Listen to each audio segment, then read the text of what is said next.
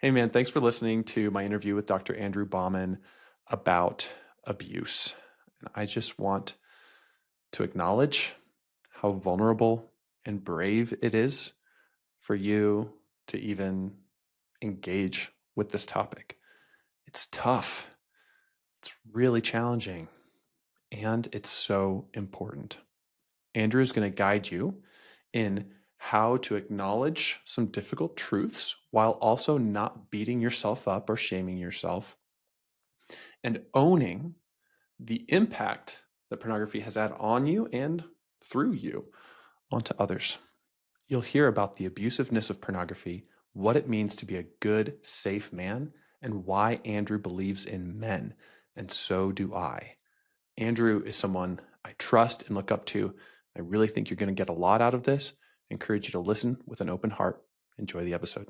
Welcome to Husband Material. Today, we get to be with Dr. Andrew Bauman, who is the author of so many books now, but in particular, today we're talking about this question: Am I an abusive man?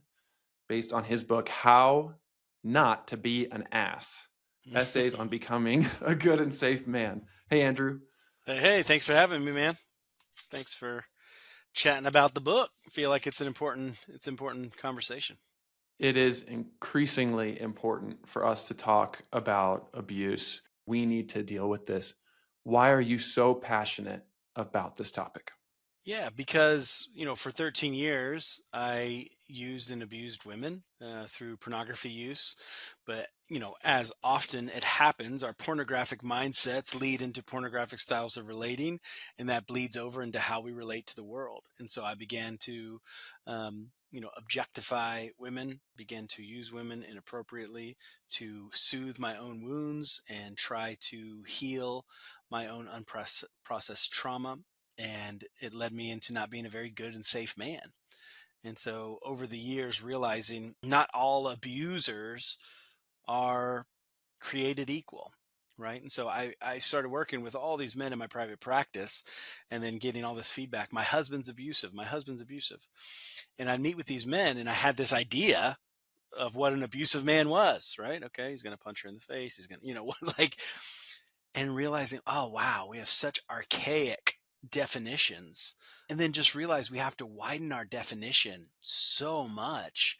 And then we have to do it in such a way without self contempt, without turning on ourselves, without beating ourselves up, and actually begin to tell the truth of, wow, my unprocessed trauma is coming out sideways through entitlement, through how I treat women, through how I engage my wife, through my theological understandings and my use of scripture. Whatever it is, it's coming out sideways in all these ways.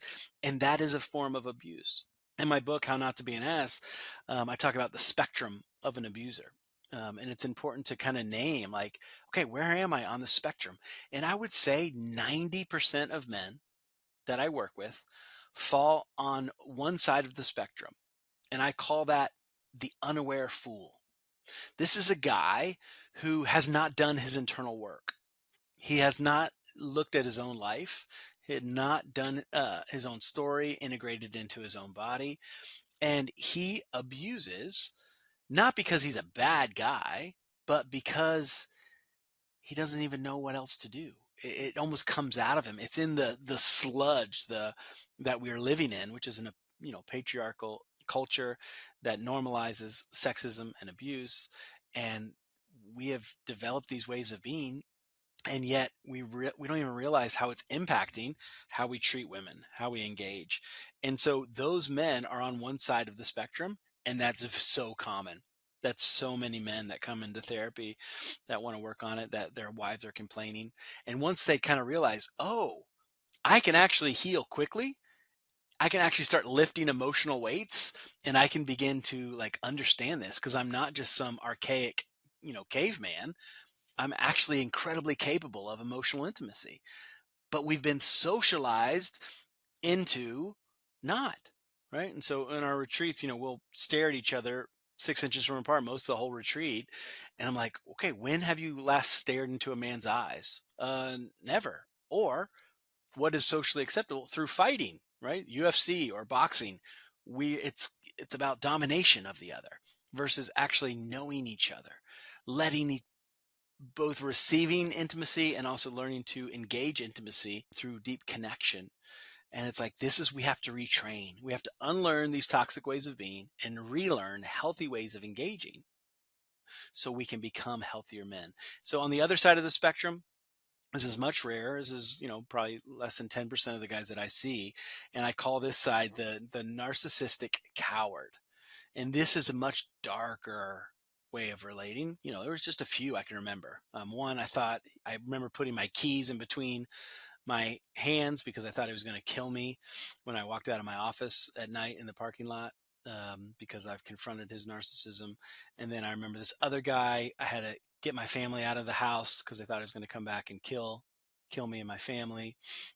There's a few of those that I have through my practice, and then many more now that I've doing this on a much larger scale with groups. But there's a few that I'm like, wow, like this is a different level. This is not only intentional, this is morphed into this pathological darkness where like evil is here. Evil, like really dark things can be used and justified. And this is where that narcissism happens and that abuse happens, but that's much more rare. So there's a spectrum of an abuser. So if guys are listening to this, they might think, well, am I an abuser? No, like I'm thinking about this narcissistic coward, yet there is a pattern or maybe a style of relating that all of us probably have at some level. A little Yes. bit of abusiveness, if not more. Yeah. Well, if you're born in this, culture, American culture in the 90s, right? Look at the advertising. I remember some of the ads that would go up like the objectification of women sells products, right? It's normalized, right? Growing up 12 years old and beginning to, have access to internet pornography, it's normalized.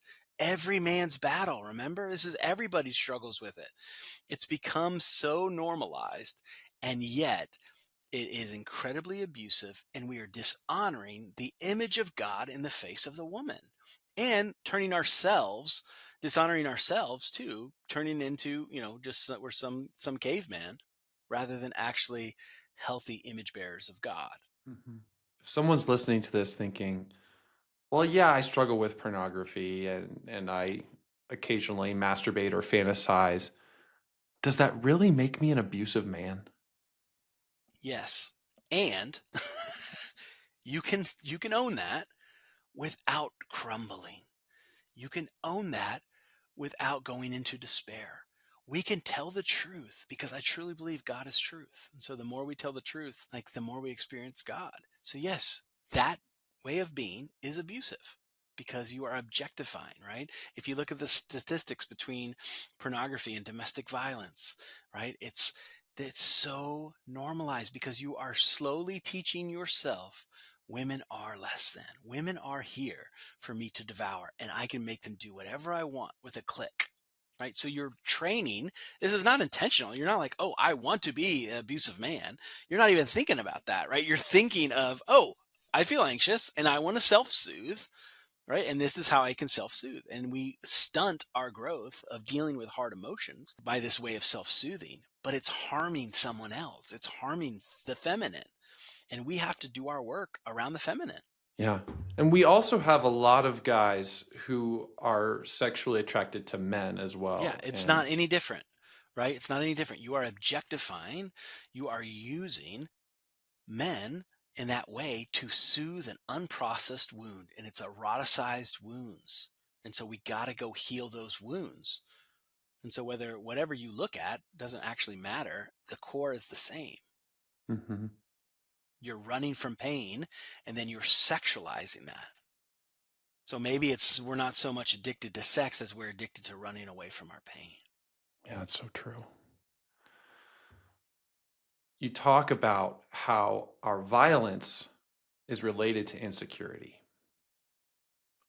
And oftentimes these patterns come from deeper fears, deeper shame. Can you give an example of that? Yeah. So many times our unprocessed shame is projected outward. Okay. So I see this often in the church around the issue of purity or modesty, right? And so you'll have a pastor who has struggled with porn and has a lot of shame. I can't say it. I'll lose my job. I got to feed my kids. I don't know any other career. I've only done this. I've only been a missionary. Like, I don't know what else to do. And we push them towards authenticity. We push them towards honesty. But what happens if they don't do that, then it becomes a projection outward. So my unprocessed shame of dealing with my sexuality, dealing with my deception, then will come out in a various amount, different forms. So I could, in a sense, leave the door open, the Billy Graham rule, when I meet with a woman. Oh, I am so above reproach. Like, look how clean I am, right? Mhm. Or I'm going to preach about modesty, because if I can preach about modesty and tell these women what to wear, look, I am like, it's all a projection. So many popular books that are out are literally unprocessed projections that are then taken and made as gospel norms. And then it gets into our theology. Oh, this is what God is? When really it's like, no, this is some dude who never did his work, who never healed his wounds, and then pathologized it through writing and said, this is the norm. This is every man's battle. This is what we're supposed to do. This is how we're supposed to engage the feminine. And it's completely wrong. And we've got to take it back. Mhm. So that's a picture of what's wrong. Let's get into what's supposed to happen. What makes a good and safe man? Yeah. So there's 6 things that I like to say about what makes a good and safe man. Number one, he's self-aware. He knows his story. He knows his wounds, and he has humbly owned how those impact his relationships. Right. So that's number one. He's self-aware. Number two, he's aware of safety, right? He knows when he is safe and he knows when he's triggered. He knows when he's off centered, when he's allowing his wounded little boy to lead him. So he goes, hey, a timeout. I'm not well right now. I need to take a break. I need to go for a walk. I need to go shoot hoops. I need to go sing a song. I need to go write some poetry. I need to go journal. I need to go pray. I don't care what it is. But he knows his inner world, and he knows when he's not living, when he's either living out of his wounded child or what I call an adaptive adolescent. And he's not living into his safe, wise self. So he stops and gets recentered. I had to do that yesterday, man. I had so much anger and I went down into the basement, found a bean bag, and I was punching that bean bag because I know that that needs a place to go. Yes. We need to find ways to express our emotions without taking them out on other people. Exactly. And so that's a way to process clean anger, right? Without turning into aggression, without actually dehumanizing your wife or your kids or whatever. Right? We need to put that somewhere in a healthy way that does not harm ourselves or others, Yeah. right? So number three, what's a good and safe man? He knows the difference between anger and aggression. He has learned how to fight clean, right? And this is something I'm still working on all the time of like, I want to fight in a healthier way, a better way. I did it yesterday too. I'm like, I had to apologize to my wife. Hey, babe, like I did not fight clean. I made a snide remark. And that's what I do. I make this snide. Well, that's coming from a young place in me that feels scared. So, what did I learn in my family of origin? Well, we learned how to be assholes to each other, to try to gain the upper hand, whoever could dehumanize the other. So we all became very good at articulating, my siblings and I. You don't want to fight with us. You don't want to verbally spar. And yet that's my shadow. That's my dark side because that helped me guard my little wounded boy and get out of there alive. Right. Hmm. So, in a sense, I can bless that part of me. And I have to be very aware of how that plays out in my marriage because I will harm my wife. So, can you give an example of how to fight fair? Yeah. So, how to clean fight. There's all sorts of things. Let me break it down for you in a better way. Number one is you try a soft startup, right? So it's based on Dr. Gottman's 40 years of research.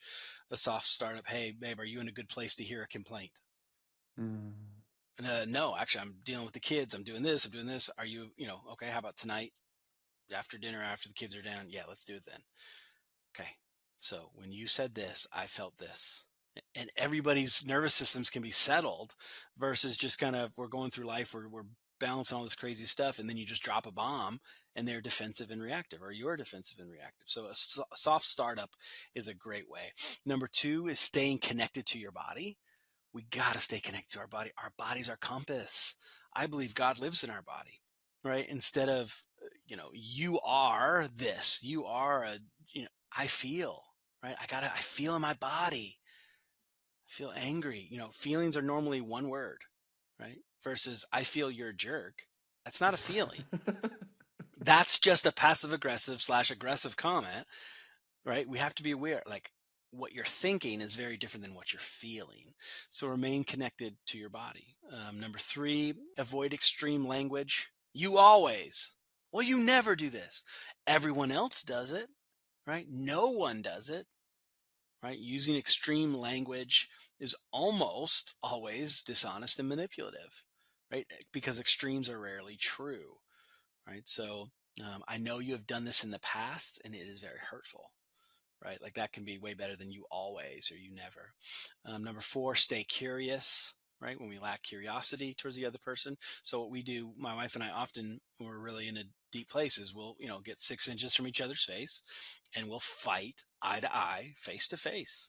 And it sucks, but it helps us keep each other's humanity and stay curious, rather than some of our darker fights are when we're not eye to eye and we're just in passing, because we lose each other's humanity. We lose each other's, but staying eye to eye keeps us grounded, keeps us connected to our own bodies and to their body, right? And then we already talked about this. Number five, knowing the difference between anger and aggression. That's how you can fight clean. So those are just some of the tips that I address in the book. These practices are so valuable. I encourage you guys to choose one and try it out. Definitely. A few other steps of becoming a good and safe man. We got to be aware of the other, right? This man can see the other and can be emotionally present while remaining kind in the midst of conflict. So if you do that inner work, right? If you become self-aware, being a good and safe man, you can be aware of the other. Oh, my partner, she's in her inner child. She's in her wounded child.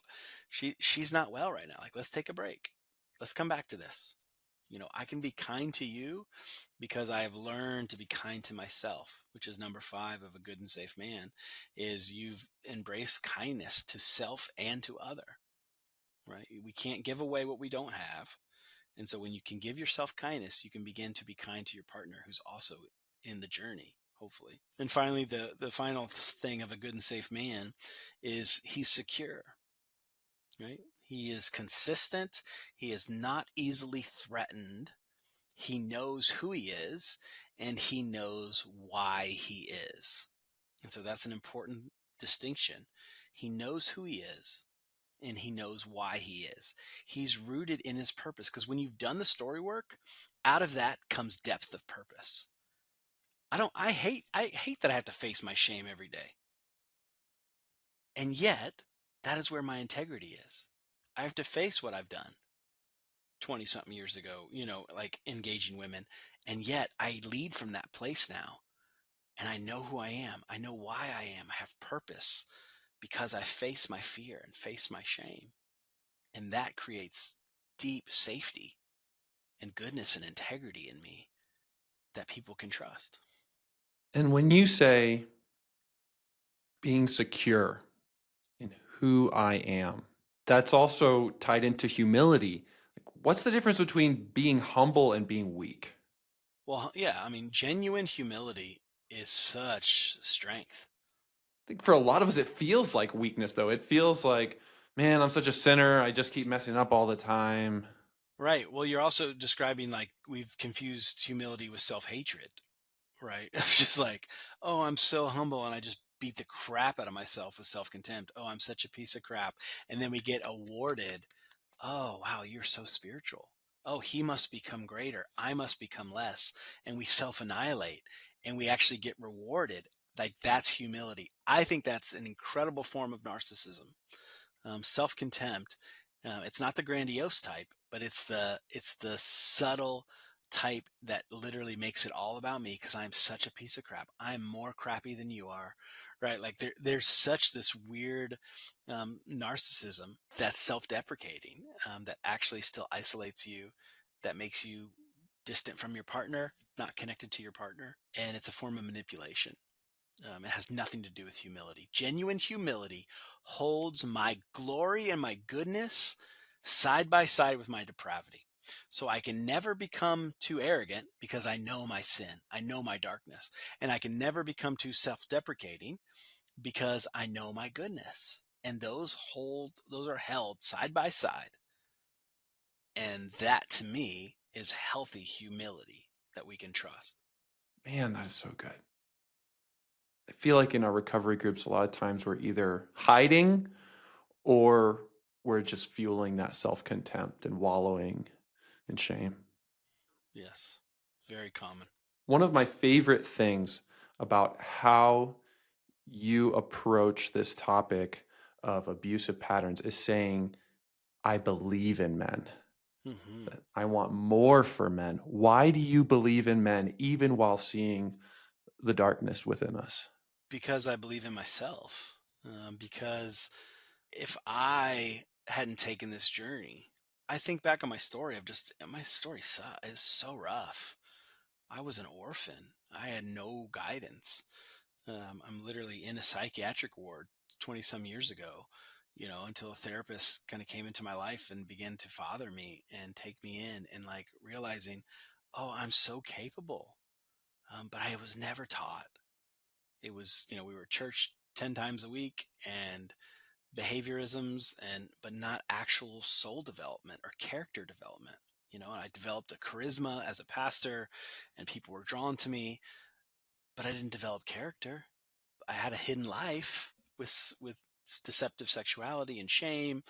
And so it was like so disconnected from actually who I am. Whereas now it's like, no, I'm the same guy everywhere. Like, and it's so much easier to live that way because I can just be authentic. And now sometimes I can be authentically a dick, but like I'm authentic. There's a refreshingness to that I'm the same guy everywhere. And it's like that's part of the liberation. This is much better. And many men, their body, they're going to die of a heart attack because they're continuing to live this way. And I see it all the time in men that comes through our program. Like your body is screaming at you to live differently. You need a different way of being. And authenticity to me is spiritual. It's God's invitation. It's so much better. And at the same time, it's scary. Yeah. Like, man, authenticity, especially listening to what my body's trying to tell me, is risky.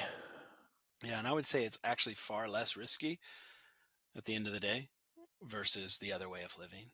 Mm. Because the other way of living nearly, I almost took my life, led me to near suicide. So though it feels risky, it's actually quite safe. Yeah. And it's certainly safer for the people in our lives who are affected by our abusive tendencies. Definitely. Andrew, what is your favorite thing about this work? Done with another workshop last weekend, and I just think it's the men that are getting it, that are actually changing their lives. And I can like that to me is the best reward to say, okay, we got some more guys on our team. I used to be on the other team as an abuser, and now I'm an advocate. And we obviously I can't do this alone. We need more men. And yet it's completely different than what we've been taught masculinity is. And yet when I look at the life of Jesus and I look at how he engaged women, oh, yes, sign me up for that. Yes, and we're going to get to that in next week's interview on Safe Church. Yes. For now, for anybody who wants to become a good and safe man, could you say a little bit more about the opportunities to work with you? Yeah, definitely. We've got all sorts of opportunities as far as intensives and workshops. What we like to say is it's kind of throwing you into the deep end. So it's going to the major leagues and diving in deep as far as your body, as far as your story. We have a very potent 4-day men's workshop. Our level 1 workshop incorporates story work and body work in a very full way. And that's kind of our premier program. We offer that every month. I got 2 of them coming up in May, and then the other months they're in North Carolina. We have level 2 programs, which is basically men and women together, women who've been abused and men who've abused. And all weekend they're staring in each other's eyes and engaging their deepest fears and deepest shames of what they've done with the other gender and facing that. We also have another level 2 group for men, level 2 retreat coming up in a few weeks in Yosemite. And so we've got all sorts of groups going on all the time, all over the country. And I've got folks from all over the world coming, and it's just a powerful, potent thing. And I'm so honored to be a part of it. I continue to hear great things from husband material men who've attended, and I got to visit one time, and it is truly remarkable. So I would encourage you guys to go to christiancc.org and check out more of Andrew's material. Thank you. Thanks so much for being with us and diving into these incredibly vulnerable, sensitive topics. Awesome. Thank you for having me. You're welcome. Guys, come back next week for a second interview with Andrew where we are going into the state of the church today, why women don't feel safe, and what we can do as men to help protect them. Always remember, you are God's beloved son. In you, he is well pleased.